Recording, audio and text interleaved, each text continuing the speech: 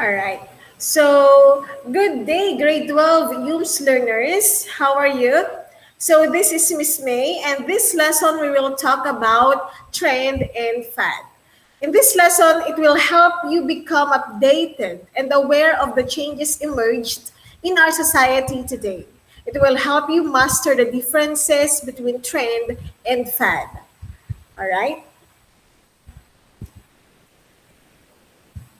Okay, so in this lesson, we will answer the following questions. Number one, what is trend? Second, what is fad? Third, what's the difference between trend and fad?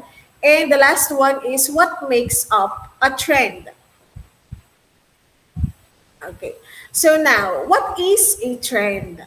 Trend is an emerging phenomenon that lasts for a long period of time and transmit existing ventures to the future generations. Yeah. So trend is a continuous event that gives impact to the people and leaves a particular effects. So some examples are veganism, organic food, and some viral videos that you can find in TikTok. Okay. All right. So now, when we say trending, it is a phenomenal scenario that is currently popular to the eyes and taste of the many. Okay. Um, it allows preemptive judgments and reactions. It is something that people follow either in social media or in fashion. So trends are considered as complex fusion of yesterday, today, and tomorrow. Okay, so how about fad? So what is fad? Ayan. So it is a very popular form of interest or fashion that only exists for a short span of time. So it spreads widely and effectively to the demands of every individual. Ayan. So it is like a product or a service or idea that is extremely popular for a very brief period of time and then becomes unpopular just as quickly. So now, fad is exquisite societal pattern but did not last longer. So it spreads widely and effectively to the demands of every individual. And moreover, it is a temporary form of fashion, interest, or any crazy things or activity that people become enthusiastic. So some examples are hula hoops, Rubik's Cube, and Pokemon. So what is the difference of fad from trend? So when we say trends, trend or it tend to have a long lifespan. It is a style. Its style is for longer years and then rising slowly in popularity. So while fads have short lifespan. It emerge and go quickly, rising quickly in popularity. So now, trends and fads are actually existing in their respective phenomena that will last depending on the performance of the people who follows the trends and fads. Um, and this make a difference between the two. Now, entrepreneurs, especially those businessmen, must learn to tell a fad from a trend. Why?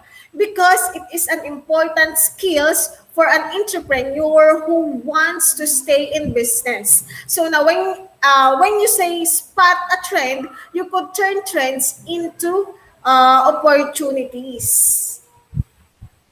Okay. Ayan. So now that we know fads and trends are normally existing anytime and anywhere, have you ever wondered what makes up a trend? Why there are trends? Why did they exist? Or how they exist? Now, you have already learned the existence of trend and it's different between a fad. So now this part, you will learn the different elements that make up a trend, whether it's a meme, a viral video, or a catchphrase, or the latest outfits. Why these certain ideas or activities capture the imaginations of the public. So, what define a trend as opposed to a short-lived fad?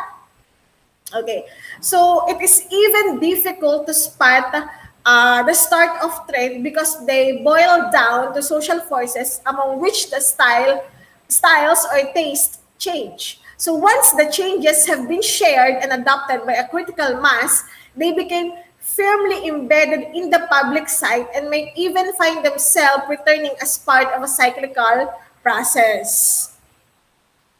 Okay. All right. So, what are the elements of a trend? First is the duration of time. So, it talks about lifespan. So, the lifespan are products or ideas that become trends do not disappear quickly. Okay. So, trends have long staying power and enjoy a long period of time. And then acceptability, or it is next is acceptability. Um, okay, so it is the quality of being accepted. So trends are popularly accepted by many industries and people.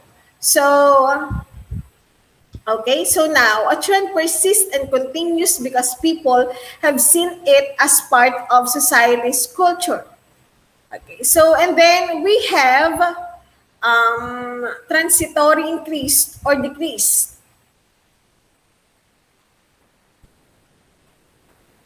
Okay.